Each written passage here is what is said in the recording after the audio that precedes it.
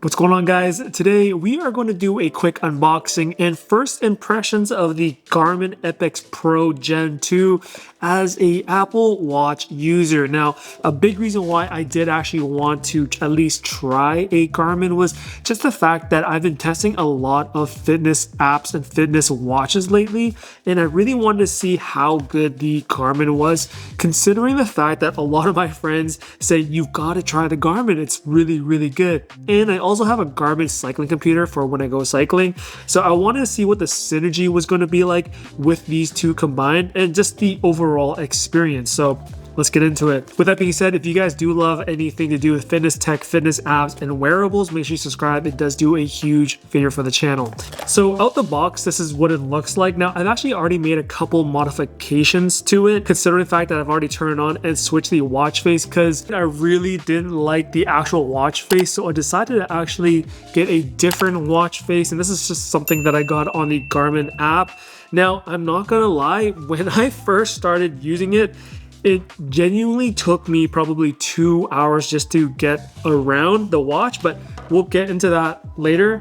Now, what's also in the box is cardboard, the manuals, and of course the charging cable. Now, what's interesting is that charging the watch is very different from any other fitness wearable. They always have a little puck that you just put towards the back of the watch, but for this one, you actually like this is what it looks like.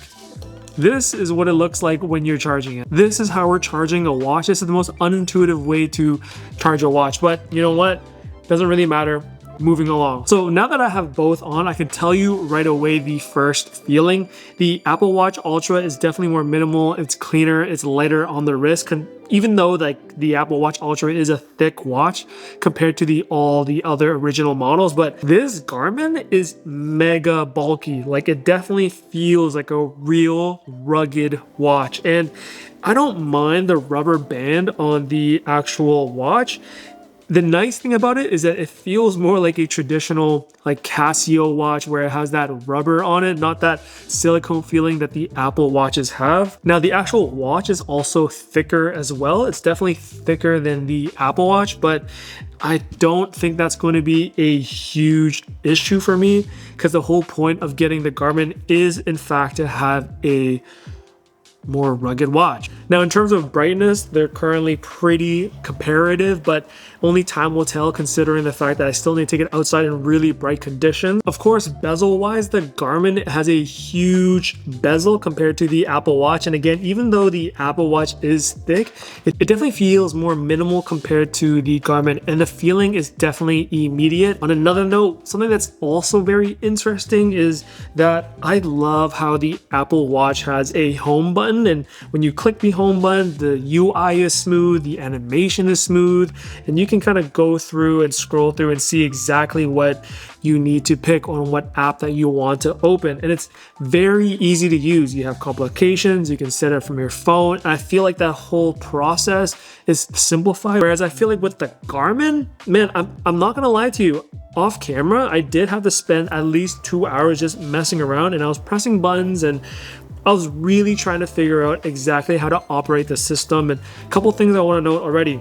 The animations are really slow, which I don't like.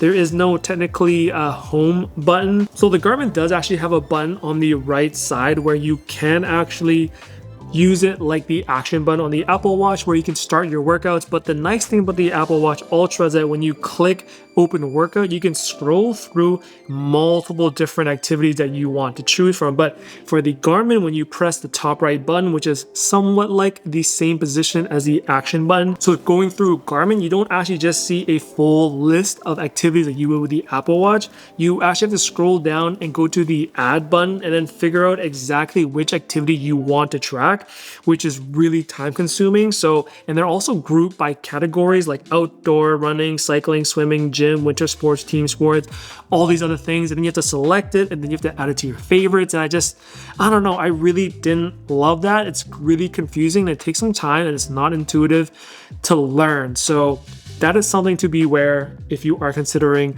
going from an Apple Watch to the Garmin. Speaking of being intuitive, I also find that the UI is kind of slow feeling and it's definitely much slower. The animation is a lot laggier than the Apple Watch Ultra and it's definitely not close. And that's one of the very first things I noticed. I do like the vibration on the Garmin. It doesn't feel like a haptic tap like the Apple Watch Ultra, but it's definitely a stronger vibration than something like the Fitbit Air. If you want to have any watch face optimization or change the watch face, you actually have to go into the Connect IQ Store app, I believe, and then download an app. And some of them aren't even free, some of them you have to pay for, and then you can add it back into the Garmin watch through the app on your phone. And again, that is very similar to the Apple Watch experience, but the crazy thing is that, again, it just doesn't feel as intuitive. And you know, this is the big reason why a lot of people buy Apple Watches, because it's just so simple and easy to use, especially compared to something like the Garmin. But with all that being said, these are just my first impressions of the Garmin watch as a Apple Watch user. And of course, after I test it and use it for a long time, I can give you a better idea once I come out with a full review. So make sure you subscribe if you don't want to miss out on that video. And if you're already a Garmin watch user, definitely leave some tips for me to know, considering I am a Garmin newbie. And yeah, hope to see you guys on the next one. Peace.